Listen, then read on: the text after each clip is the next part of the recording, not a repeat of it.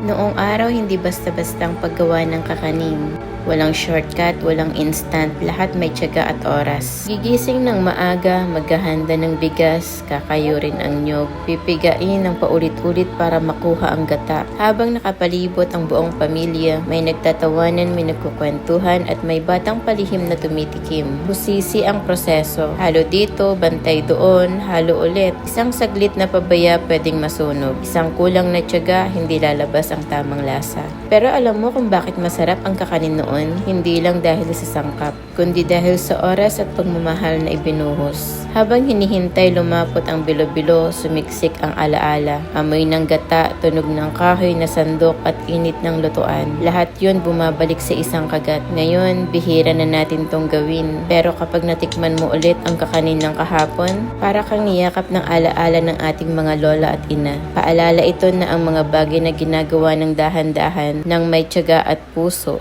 sila ang talagang tumatagal at tunay na masarap.